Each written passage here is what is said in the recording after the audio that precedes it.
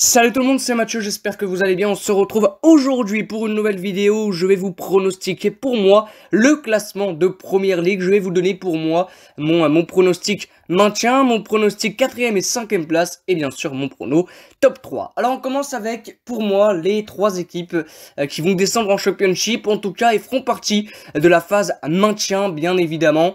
Ça m'étonnerait que les 3 descendent mais je pense qu'ils en seront pas loin. Le premier que j'ai mis, c'est Nottingham Forest, une équipe promue qui vient de monter donc en première ligue et qui s'est énormément renforcée et à mon goût un petit peu trop. Alors bien évidemment c'est une équipe qui devait recruter parce qu'ils sont montés en PL, donc ils n'étaient pas avec l'effectif de l'année dernière assez fort et assez bien rodé pour disputer ces premières ligues, mais je pense quand même qu'il fallait pas tout changer, et là ils ont presque tout changé, ils se sont énormément renforcés, ils ont recruté 25 joueurs je crois environ, une équipe qui s'est vraiment beaucoup renforcée, et à mon sens vraiment je pense un petit peu trop. Il y a eu le jeune Jesse Lingard qui est arrivé, enfin le jeune Jesse Lingard l'ancien de West Ham, ils ont acheté Dean Anderson, l'ancien gardien de Sheffield et de Manchester United, Serge Aurier, Freuler au milieu de terrain, Gibbs White qui était je crois du côté de Wolverhampton,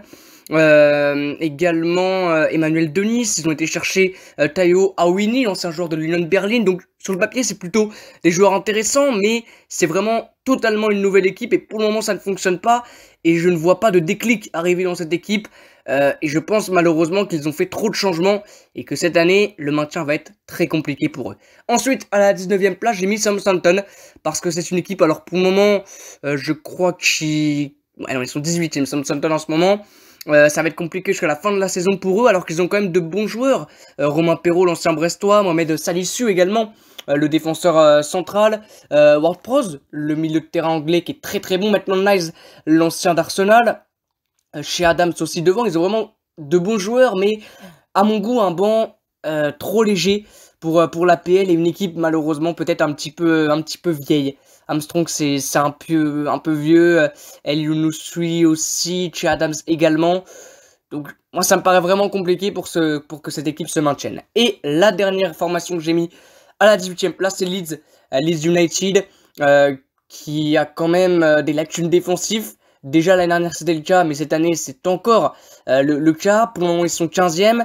Ils ont perdu que 1-0 lors de leur dernière rencontre contre Arsenal. Ils se sont quand même plutôt bien renforcés, plutôt intelligents, avec Tyler Adams qui est arrivé du côté de Leipzig, Luis Sinistera, le joueur de l'Ajax, l'ancien joueur de l'Ajax, je crois, le Colombien.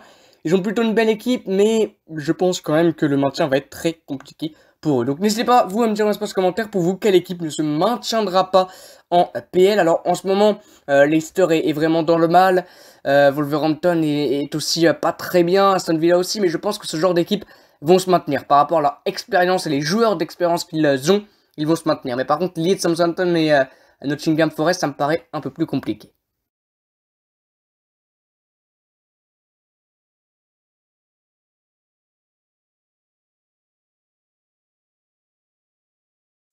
Ensuite, à la 4ème, à la 5ème place, j'ai mis Chelsea et Liverpool. Alors, à la 5ème position, pourquoi Liverpool? Parce que je pense réellement que Liverpool ne pourra malheureusement pas aller chercher plus haut. Pour certains, ça va être très surprenant, vu leur dernier match contre Manchester City. Mais là, ils ont perdu jusqu'à la Coupe du Monde Diogo Jota, ils ont perdu Luis Diaz aussi jusqu'à la Coupe du Monde. Devant, du coup, bah il y a Mohamed Salah, Darwin Núñez, ok. Mais après, Roberto Firmino, jeune Carvalho, c'est vrai que le Jurgen Klopp n'a pas réussi pour moi à retrouver un trio similaire à celui de l'année dernière, Luis Diaz, Mané, Mohamed Salah. Début de saison assez compliqué quand même pour les Reds, ça va un petit peu mieux quand même avec cette victoire contre City. Mais vu l'adversité, ça me paraît quand même compliqué pour Liverpool.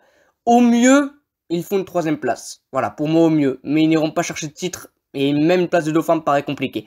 À la 4ème place, je mettrai Chelsea, qui a fait un début de saison très compliqué. Mais l'arrivée de Gary Potter a vraiment changé beaucoup de choses à la place de Thomas Tuchel. Il a déjà changé pas mal de choses. Par exemple, il a remis Kepa Arrizabalaga à la place d'Edouard Mendy. Et ça fonctionne. Il arrive plutôt à bien faire jouer cette équipe. Je crois qu'il a qu'un seul match nul pour moi depuis son arrivée, donc c'est très intéressant. Et je pense que Chelsea peut continuer comme ça s'il n'y a pas de blessure, on espère pour eux. Si Pierre-Emerick Aubameyang continue comme ça, je pense vraiment que Chelsea peut aller chercher cette 4e place, voire peut-être plus haut. Moi, je pense vraiment que, vous allez voir juste après, la 2e et la 1re place, moi en tout cas pour moi ce sera les 2 équipes là, dans quel ordre je sais pas. J'ai mis un ordre mais je suis encore un peu hésitant.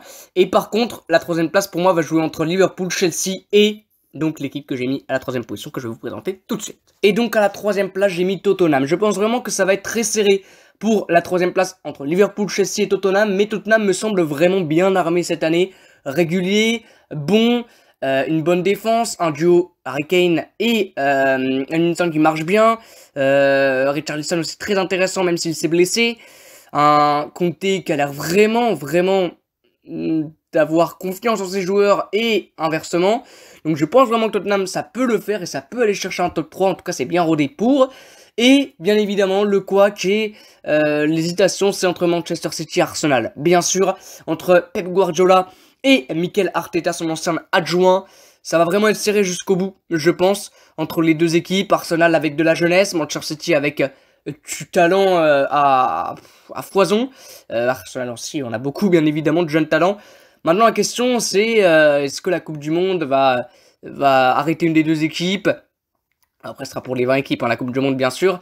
Mais voilà, je pense vraiment qu'Arsenal peu avec ses jeunes, peu avec sa nouvelle dynamique, peu avec Mikel Arteta, battre Manchester City cette année. Mais ça va être très dur et très serré jusqu'à la fin. Voilà, c'est la fin de ma vidéo. J'espère qu'elle vous aura plu. N'hésitez pas vous à mettre dans l'espace commentaire votre top maintien, on va dire, vos équipes pour vous qui descendront en Championship, votre 4e et 5e place et donc le podium. Voilà. Moi je vous dis à bientôt et comme d'hab, ciao.